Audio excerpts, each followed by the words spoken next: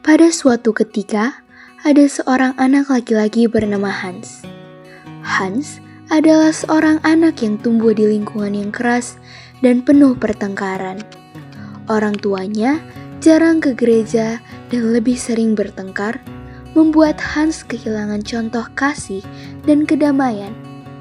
Dari situlah sikap nakalnya perlahan terbentuk.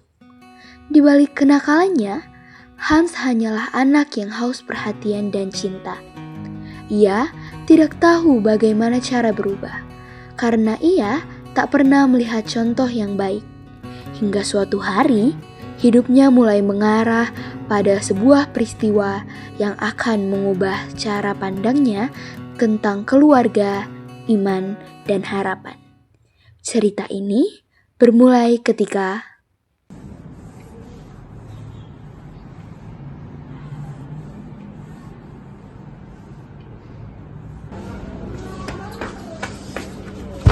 Halo. Masih ingat bola ya kau? Tidur aja di laptop.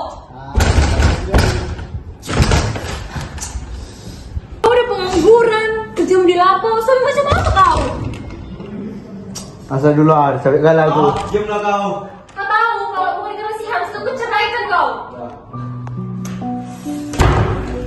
Terus orang ini berantem. Kau belum tidur. Belum mak. Kalau aku kasih mana ya mak? Berubah itu gak sama yang langsung baik, tetapi gimana kalau kamu jatuh kamu berani mencoba lagi. Tapi aku di tempat dulu terus bertahan. Tapi kalau di tempat baru yang sekarang aku harus bertumbuh. Kamu harus bisa berdiri di dasar yang kuat. Gak semuanya kamu bisa berdiri di atas pasir. Nah, kalau ada perbuatan bapak sama mama yang gak baik, yang boleh tidur ya. Iya mak. Udah, sekarang kamu tidur ya. Ya.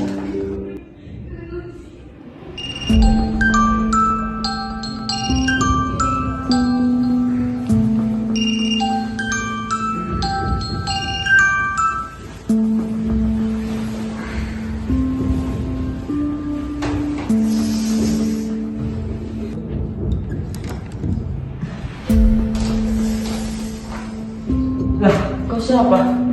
Aku Mistina, panggilan dari masa depan.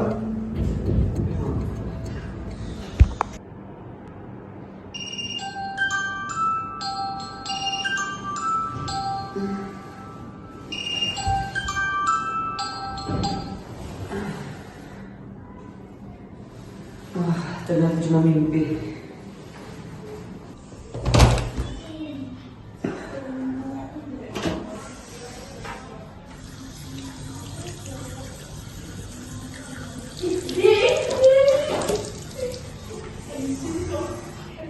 Apa memang aku memang terpanggil untuk menjadi Mistina ya?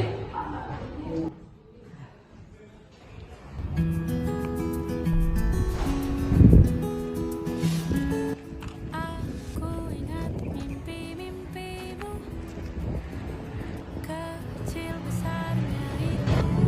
Ada anak baru, halo. Kamu anak baru ya? Soalnya aku bukan biasa di sini.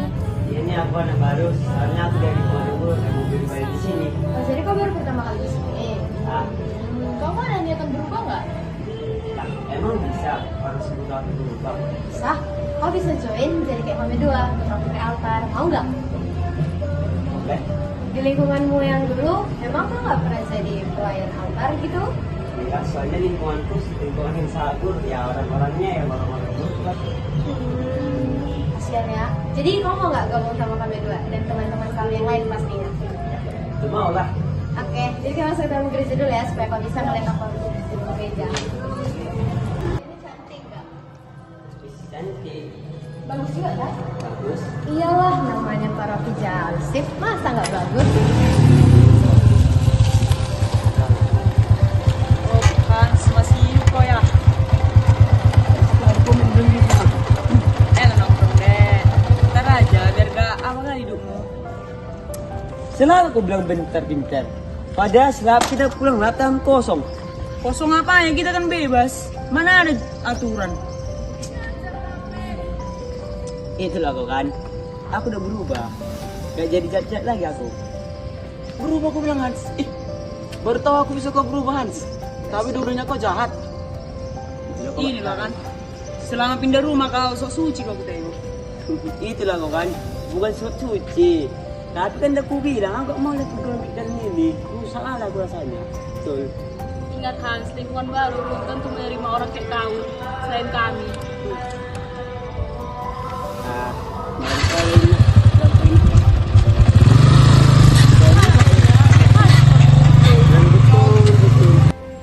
Pastor, aku ingin berubah, tapi aku takut. anak muda, Tuhan tidak memanggil mereka yang sudah buat. Tuhan memanggil mereka yang berani menjawab panggilannya. Tapi pastor, aku berasal dari lingkungan yang buruk. Aku membawa luka serta kebiasaan buruk.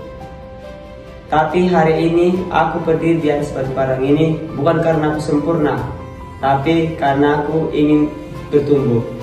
Aku menjawab panggilan ini dengan penuh harapan, bukan kepastian. Semangat anak muda.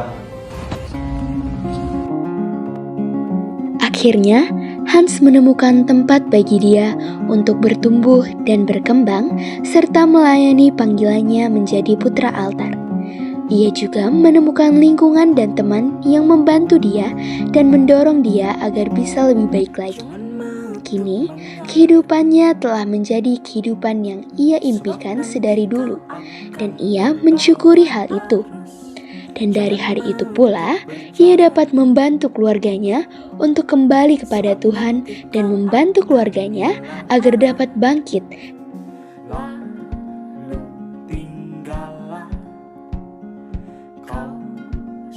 Terima kasih ya, karena tahu aku bisa berubah sejauh ini. Aku keluar ya. Oke.